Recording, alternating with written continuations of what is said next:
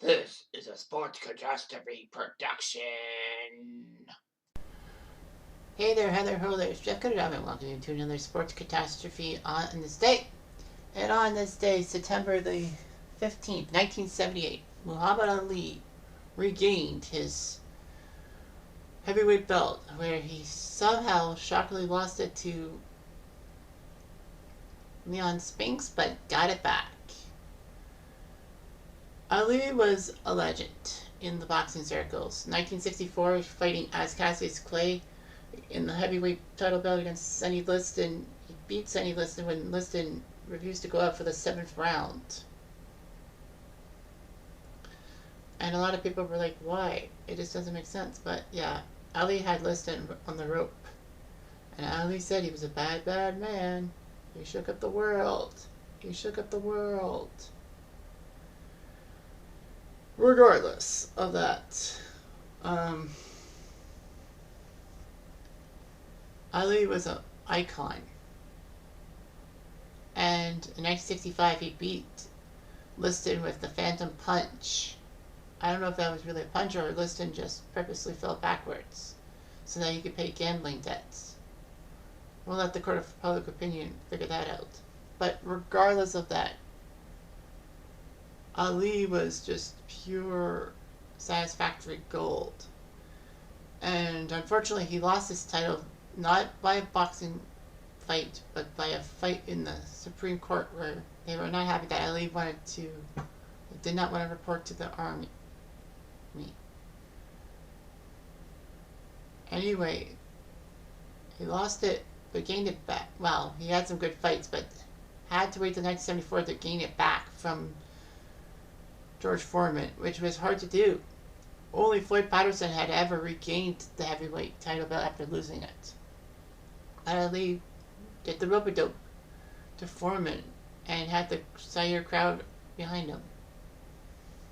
He would fight some journeymen, including Chuck Webner, who actually knocked down Ali in the 9th round of their fight, but lost in the 15th round.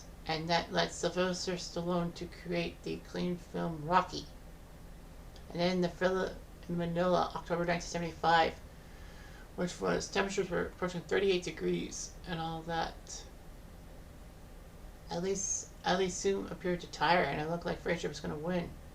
However, Ali had several sharp blows that closed Frazier's left eye and opened a cut over his right eye. Ali would dominate and all that. And Frazier was not allowed to come out for the 15th round. Ali would have some stuff and all that. Ali would fight Antonio Inoki in an MMA style fight. Unfortunately, though, Inoki did not want to stand up because his jaw would be target practice for Ali.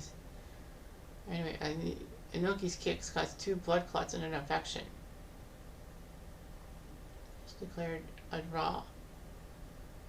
So after beating Ken Erden and then fought some exhibition fights, he would face Leon Spinks in February 1978.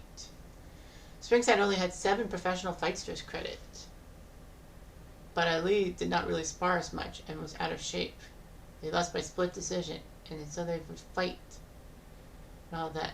At the Superdome in New Orleans, September 15, 1978, Ali and Spinks would go toe-to-toe. 63,000 fans would attend the bout because it's a football stadium and paid $6 million in admission, making it the largest live game in boxing at the time. Of course, this is 1978.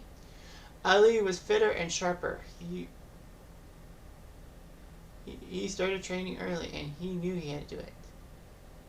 Ali was fitter and all that, but he was a little slower. But he danced around Spinks and would score from range for the majority of the bout.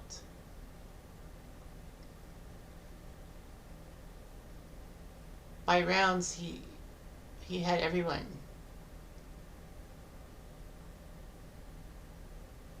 Beaten. He won 10-4 on everyone's rounds and all that. Well, sorry, there was 10-4-1, 10-4-1, and 11-4. So Spinks could not believe it, that Ali would come out of freaking nowhere and get his belt back. So he double took his title back twice. Ali would actually retire by July 1979, but then he wanted to fight Larry Holmes for the WBC belt because he knew he could do it a fourth time. All that. Unfortunately, Ali would have problems with vocal stutters and trembling hands. The Nevada Athletic Commission wanted him to go through a complete physical, but Ali wanted to check into the Mayo Clinic. And reluctantly, the Nevada Athletic Commission would let him do it. But of course, the fight in Las Vegas was just terrible. Ali had nothing left, all of that. Holmes didn't want to do it, actually. And they said that it contributed to Ali's Parkinson's syndrome. I doubt it. I think Ali's Parkinson's were right there for the style. But yeah, Muhammad Ali regained the belt for the second time. And it must have felt good to Ali, knowing that he was the greatest. I mean, after all, when you became the second man to regain the title after losing it, and then you regain it a second time, becoming the first man to do so, you know you're in a good place in the world. Anyway, I'm Jeff Diamond. I do